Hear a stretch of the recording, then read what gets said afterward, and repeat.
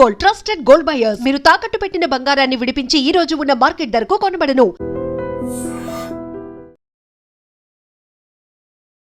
Welcome to I dream. ఆంధ్రప్రదేశ్లో సంచలనం సృష్టించిన జాహ్నవి అదృశ్యం కేసు ఈ రోజుకి 7వ రోజు చేరుకుంది. దాదాపు 7 రోజుల నుంచి సిహెచ్ అగ్రహారం గ్రామస్తులతో పాటు పోలీసులు అడవంతా గాలిస్తున్నారు. ఏ రోజైతే అదృశ్యమైందో ఆ రోజు పాపతో పాటు వెళ్ళిన కుక్క 3 రోజుల తర్వాత ఇంటికి చేరుకుంది. కానీ పోలీసులందరూ అనుమానం వ్యక్తం చేశారు. పాపతో పాటు కుక్క కూడా అదృశ్యమైంది కాబట్టి కుక్కకి హాని జరుగుంటుంది, పాప కూడా హాని జరుగుంటుంది, ఏదో జంతువులు అటాక్ చేసి ఉంటాయని భావించారు. కానీ 3 రోజుల తర్వాత కుక్క వచ్చేసరికి పాప అదృశ్యమైనసరికి ఏదో జరిగిందని పోలీసులు అనుమానించారు. ఇక అప్పటి నుంచి గాలిస్తున్న కాకినాడ పోలీసులు 7 రోజుల తర్వాత కూడా ఇంకా కంటిన్యూ చేస్తున్నారు. దాదాపు 200 మంది పోలీసులు కాకినాడ అంటే ఆ ప్రాంతం అంతా జల్లెడ పెడుతున్నారు. పోలీసులతో పాటు టెక్నాలజీని కూడా వినియోగిస్తున్నారు. టెక్నాలజీని కూడా తీసుకుంటే రకరకాల టెక్నాలజీ వాడుతున్నారు. డ్రోన్ టెక్నాలజీ వాడుతున్నారు. అదేవిధంగా పాప కాలుకి మట్టిలు ఉన్నాయి కాబట్టి అల్యూమినియం సంబంధించిన ఎవరైనా ఆఫీసర్లు ఉంటే వాళ్ళకి సంబంధించిన టెక్నాలజీ కూడా యూజ్ చేస్తూ లోపలికి వెళ్తున్నారు. ఇక మెయిన్ వాళ్ళకి ఆధారం అంది కుక్క. ఆ కుక్క అనేది పాప, దాని పేరు జిజ్జు. 5 నెలలు ఉంటుంది. పాప అంటే దానికి ఇష్టం, అదంటే పాపకి ఇష్టం. వీళ్ళిద్దరూ చక్కగా ఆడుకునేవారు. కానీ ఆ రోజు తర్వాత వెళ్ళిన తర్వాత 15 నిమిషాల గ్యాప్లో ఏం జరిగింది? పాప ఫంక్షన్కి వెళ్ళడం ఇవన్నీ చూస్తున్నాం. మన తర్వాత ఆ జరిగిన తర్వాత ఒక వ్యక్తి వచ్చి కుక్క దగ్గర ఆ అమ్మాయిని కాపాడడానికి రావడం, కాపాడడానికి వచ్చినప్పుడు కుక్క అతని మీద అరవడం, అతను ఒక రాయి ఇచ్చి కొట్టడం, తర్వాత కుక్క పారిపోవడం. తర్వాత అతను గ్రామంలోకి వచ్చి గ్రామస్తులు తీసుకొని ఆ ఫారెస్ట్లోకి వెళ్ళేసరికి కుక్క కూడా కనపడలేదు, పాప కూడా కనపడలేదు. ఏం జరిగింది? ఈ 15 నిమిషాల గ్యాప్లో ఏం జరిగిందని పోలీసులు కూడా అనుమానిస్తున్నారు. ఒకవైపు 3 రకాలుగా డివైడ్ చేశారు కాకినాడ ఎస్పీ బిందు మాధవ్ గారు. ఒకటి, తండ్రికి ఎవరైనా రైవల్టీ ఉందా? రెండోది, ఆ గ్రామస్తులు ఎవరైనా కొంతమంది బ్యాడ్ ఎలిమెంట్స్ వాళ్ళు ఉన్నారా? మూడోది, ఆ పక్కన ఉన్న అడవిలో ఎవరైనా వైల్డ్ యానిమల్స్ ఉన్నాయా? అంటే అడవి పందులు కానీ, అడవి కుక్కలు కానీ, చిరుతపులులు కానీ. ముఖ్యంగా చిరుతపులులు లేకపోయినా సరే అడవి కుక్కలు ఎక్కువ ఉన్నాయని చెప్తున్నారు. అడవి కుక్కలు అవి పులులను కూడా వేటాడి చంపి తినే అడవి కుక్కలు అక్కడ ఉంటాయి. ఒకసారి 15-20 మందికి 20 కుక్కలు ఒకసారి వస్తాయనేది అధికారులు కూడా చెప్తున్నారు. కాబట్టి ఇప్పుడు వాళ్ళకి 3 రోజుల తర్వాత జిజ్జు బయటకు వచ్చింది. ఆ జిజ్జుకి ఇప్పుడు మనం చూస్తున్నాం ఈ విజువల్స్లో, దానికి ఒక జియో ట్యాగ్ కట్టారు. 2 రోజుల వరకు జిజ్జు ప్యానిక్ అయిపోయి ఉంది. భయపడిందనేసి వెటనరీ డాక్టర్లు చెప్పడంతో దానికి చాలా కూల్గా ఉంచి దానికి నచ్చిన ఫుడ్ పెడుతూ ఉంచారు. కానీ జిజ్జు మాత్రం ఆ పాప కోసం చూసి భోంజు చేయడం మానేసింది. కనీసం పాలు కూడా తాగలేదని తెలుస్తుంది. ఒకవైపు కుక్క పరిస్థితిని చూసిన కూడా గ్రామస్తులు, పాప తల్లి కూడా బాధపడుతున్నారు. తన పిల్లల మీద మాకన్నా కుక్కకే ఎక్కువ అభిమానం ఉందని జాహ్నవి తల్లి, తండ్రి కూడా బాధపడుతున్నారు. మరోవైపు మనం చూస్తున్న ఈ జిజ్జు ఇక్కడ చూస్తున్న గ్రీన్ కలర్ ట్యాగ్ ఉంది. ఈ ట్యాగ్ని కట్టి దాన్ని పంపించారు. ఎందుకంటే పాపతో ఉంది కాబట్టి ఆ స్మెల్ తీసుకొని ఎంతవరకు వెళ్తుందో చూద్దామని జిజ్జు ట్యాగ్ వేసి పంపించారు. ఈ ట్యాగ్ కట్టిన జిజ్జు ఈరోజు శుక్రవారం నాడు ఉదయం నుంచే దాన్ని ముందు పాప ఇంటి పరిసర ప్రాంతాల్లో స్మెల్ తీసుకుంటూ దానికి పంపించారు. దాని వెనకే కొంతమంది పోలీసులు వెళ్ళడం, అదేవిధంగా జిజ్జును ట్రాక్ చేయడానికి పైనుంచి డ్రోన్ కూడా పంపించారు కాకినాడ ఎస్పీ. కాకినాడ ఎస్పీతో పాటు తుని ఇన్స్పెక్టర్, తుని పోలీసులు, చుట్టుపక్కల స్పెషల్ పార్టీ పోలీసులు దాదాపు 200 మంది, అదేవిధంగా గ్రామస్తుల సహకారంతో తిరుగుతున్నారు.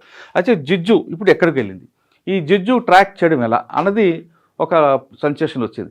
జిజ్జు ఎంతవరకు వెళ్తుంది, ఏ విధంగా వెళ్తుంది? అగ్రహారం గ్రామం నుంచి బయలుదేరిన జిజ్జు ఎక్కడి వరకు వెళ్ళింది, ఇప్పుడు ఏ పరిస్థితిలో ఉందని మనం ఒకసారి జిజ్జుకు సంబంధించిన లైవ్ చూద్దాం. ప్రస్తుతం మనం మ్యాప్ చూస్తున్నాం. మ్యాప్లో ఉదయం నుంచి ఆ పెట్ ఎక్కడ బయలుదేరింది, ఇప్పుడు వరకు ఎక్కడి వరకు వచ్చింది అనే విషయం చూస్తే, ఉదయం బయలుదేరుతున్నాడు ఈ పెట్ మ్యాగ్నెటిక్ అనే దీంట్లో వాళ్ళు యాప్ చేశారు. ఇందులో మనం చూస్తున్నాం 0 కిలోమీటర్ నుంచి 31 మినిట్స్ వరకు తీస్తే 3.2 కిలోమీటర్లు. అంటే పెట్ ఇప్పుడు అగ్రహారం దగ్గర నుండి డైరెక్ట్ కొండపాడు, తుని వైపు వెళ్ళింది. ఇక్కడికి వెళ్ళిన తర్వాత అంటే పాపతో పాటు తిరిగినట్లుగా ఇంతవరకు వెళ్ళినట్టు పోలీసులు గుర్తించారు. తర్వాత నెక్స్ట్ ఎక్కడికి వచ్చింది అనే విషయం చూస్తే, అది దాదాపు 1:30 నిమిషాల వరకు ఆ ఫారెస్ట్ ఏరియాలో తిరిగిన తర్వాత ట్రాక్ ఇలాగ వెళ్ళి ఈ సైడ్ వచ్చింది. దొండపాడు నుంచి అటువైపు తుని ఫారెస్ట్ వైపు వెళ్ళేట్టుగా మనకు కనిపిస్తుంది. ఇక్కడ ఎంతవరకు తిరిగింది అని చూస్తే 1:30 నిమిషాలు తిరిగింది. అంటే దాదాపు చాలాసేపు ఒకటి తిరిగి కాసేపు పడుకుంటుపోవడం, కాసేపు వెళ్ళడం, వాసన పీల్చుకుంటూ, అంటే పాప స్మెల్ తీసుకుంటూ లోపలికి వెళ్ళినట్లుగా మనకు సమాచారం అవుతుంది. అయితే 1:30 నిమిషాలు తిరిగిన తర్వాత పెట్ మళ్ళీ ఎక్కడికి వచ్చింది, తిరిగి ఇంటి దగ్గరకు వచ్చినట్లుగా తెలుస్తుంది. ఎందుకు ఇంటి దగ్గరకు వచ్చింది, ఈ ప్రాంతం అంతా ఏం జరిగిందనే విషయాన్ని మళ్ళీ చూస్తే, అసలు లైవ్లో ప్రస్తుతం పెట్ ఎక్కడ ఉందో మనం చూద్దాం ఒకసారి. ఉదయం నుంచి పాప ఎక్కడ వెళ్ళింది, ఆ ప్రాంతం తిరిగిన జాహ్నవి పెంపుడు కుక్క జిజ్జు తిరిగి ఇప్పుడు ఇంటి దగ్గరకు వచ్చినాక కనిపిస్తుంది. అంటే ఆ పెట్టి తిరిగిన అంటే ఈ ప్రాంతం అంతా చూస్తుంటే మనం లైవ్ లొకేషన్ చూస్తున్నాం. ఇప్పుడు ఈ ప్రాంతం అంతా తిరిగిన తర్వాత గంటన్నర తిరిగిన తర్వాత తిరిగి ఆ ప్రాంతంలో ఎలాంటి ఆచూకీ లేకపోవడంతో, ఆ స్మెల్ రాకపోవడంతో మళ్ళా జుజు ఈ ప్రాంతంకి వచ్చింది. ఇది అగ్రహారంలో జాహ్నవి ఇల్లు ఉన్న ప్రాంతం ఇది. ప్రస్తుతం ఇక్కడ రెస్ట్ తీసుకున్నట్టుగా తెలుస్తుంది. ఎందుకంటే అక్కడ వాతావరణం కూడా అనుకూలంగా లేకపోవడంతో పోలీసులు కూడా దీన్ని వెనక్కి తీసుకొచ్చారు. అంటే ఇది ఈ ప్రాంతంలో తిరుగుతున్నా పైనుంచి డ్రోన్ చూపిస్తున్నారు, కింద దాని టెక్నాలజీ చూస్తూ దీని వెనక పోలీసులు వెళ్ళడం జరుగుతుంది. అంటే దీని మీద ఇప్పుడు ఎవరైతే జూజు లోపలికి వెళ్ళిందో దాని మీద వేరే జంతువులు అటాక్ చేయకుండా కూడా ప్రొటెక్ట్ చేయడానికి 2-3 పోలీసులు పంపించారు. పైనుంచి డ్రోన్ టెక్నాలజీ చూస్తున్నారు. ఇప్పుడు లైవ్ లొకేషన్లో తీసుకుంటే ఈ పెట్ అంటే మన జూజు కరెక్ట్గా ఇప్పుడు ఈ రౌండ్ ఏరియాలోకి వచ్చింది. ఈ రౌండ్ ఏరియా ఎక్కడంటే జాహ్నవి ఉన్న ఏరియా నుంచి జాహ్నవి ఇంటి దగ్గరికి వచ్చినట్లుగా తెలుస్తుంది. అంటే అగ్రహారంలోకి వచ్చింది. ఈ ప్రాంతం అని తిరిగిన తర్వాత వచ్చింది కాబట్టి మళ్ళా రేపు దీన్ని ఇదే ప్రాంతం నుంచి కట్టి అంటే జియో ట్యాగ్ పెట్టిన తర్వాత ఈ ప్రాంతం అంతా తిప్పడానికి పోలీసులు ఏర్పాటు చేస్తున్నారు. పాప దొరికే వరకు ఈ ఆపరేషన్ ఖచ్చితంగా ఆపకుండా నిలిపివేయకుండా చేస్తామని కాకినాడ ఎస్పీ బిందుమందు చెప్తున్నారు. ఆయన ఖచ్చితంగా రోజు గంటకి మానిటర్ చేయడం, ఈ లైవ్ లొకేషన్ వాడడం, టెక్నాలజీ ఎంతవరకు ఉందో అన్ని రకరకాల టెక్నాలజీ యూజ్ చేస్తున్నారు. ఇప్పుడు పెట్ ఎక్కడి వరకు వచ్చిందో ఆ ప్రాంతం తీసుకుంటే ఈ లైవ్ లొకేషన్లో ఇల్లు కాకుండా ఉదయం నుంచి వెళ్ళిన ప్రాంతం తీసుకుంటే ఇక్కడ అన్ని కొండలు కనిపిస్తున్నాయి. ఈ కొండ ఎక్కిన తర్వాత ఇదంతా ఫారెస్ట్ కాబట్టి ఇక్కడే అడవి జంతువులు ఉన్నాయి, అదేవిధంగా అడవి పందులు కనిపిస్తాయి కాబట్టి దీన్ని జాగ్రత్తగా తీసుకురావడానికి దీని అంటే జూజు ప్రాణం కూడా ఎలాంటి ఇబ్బంది లేకుండా చూడడానికి forest department, veterinary doctors, local public కూడా సహకారంతో వెళ్తున్నారు. మరోవైపు తీసుకుంటే ఇక్కడ 2 రకాల జంతువులు, ఒకటి అడవి కుక్కలు లేదా అడవి పందులు. ఇవి కూడా ఏం చేస్తాయంటే అడవి కుక్కలు కానీ ఇవి కానీ బహుశా పెట్టు ఒక ముందు పోలీసుల అంచనా ప్రకారం తీసుకుంటే ఎవరైతే ఒక వ్యక్తి చూశాడో అతని వ్యక్తిని పాపను పట్టుకోవడానికి రక్షించడానికి చేపడితే అది అరిచింది కాబట్టి ఖచ్చితంగా పాపని రక్షించాలనే ఉద్దేశం ఉంటుంది. కానీ ఇక్కడ 15-20 మంది గుంపులుగా అడవి కుక్కలు వస్తాయి కాబట్టి వాటిని చూసి ఈ పెట్ కూడా భయపడి పానిక్ అయిపోయి పక్కకు దూరంగా పారిపోయి ఉండొచ్చు. అప్పుడు అవేమైనా పాప మీద దాడి చేసి ఉండొచ్చు ఒక అంచనా మాత్రమే పోలీసులు వచ్చారు. అవి మాత్రం చాలా డేంజరస్గా ఉంటాయి. ఒకవేళ ఎవరైనా జంతువుని చంపినా వెంటనే తినకుండా భూమిలో పాతిపెట్టి తర్వాత వచ్చి తింటాయని ఫారెస్ట్ అధికారులు జంతువుల యొక్క యాటిట్యూడ్ చెప్పడంతో దానికి అనుగుణంగా పోలీసులు కూడా వెళ్తున్నారు. అంటే ఒకవైపు 3 రకాల కోణాలు, అంటే ఏది కూడా రూల్డ్ అవుట్ చేయకుండా తండ్రికి ఎవరైనా వ్యక్తిగత శత్రువులు ఉన్నారా లేదా ఆ ఊర్లో ఎవరైనా బ్యాడ్ పర్సన్స్ ఉన్నారా ఆ యాంగిల్లో చూస్తూ, మరోవైపు టెక్నాలజీ సహకారంతో ఫారెస్ట్లో జరుగుతున్న ఈ జంతువులు ఏమైనా అటాక్ చేశాయా అనే కోణంలో కూడా పోలీసులు వెళ్తున్నారు.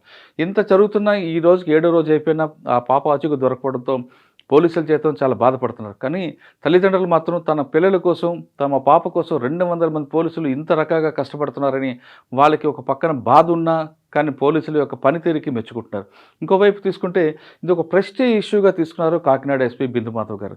ఇంత టెక్నాలజీ ఉంటుండగా ఒక అమ్మాయిని మీ ప్రాణాలతో కాపాడలేకపోతున్నాము, ఒక అమ్మాయి ఆచూకు కనిపెట్టలేకపోతున్నాము, ఆ పిల్ల దాని తల్లిదండ్రుల యొక్క బాధను చూసి ఆయన కూడా చాలా హర్ట్ అవుతుండగా తెలుస్తుంది. అందుకే మిగతా విషయాలు పక్కన పెట్టి కేవలం జాహ్నవి అడ్రస్ కోసమే ఎక్కువ ప్రయారిటీ ఇస్తున్నారు కాకినాడ పోలీసులు.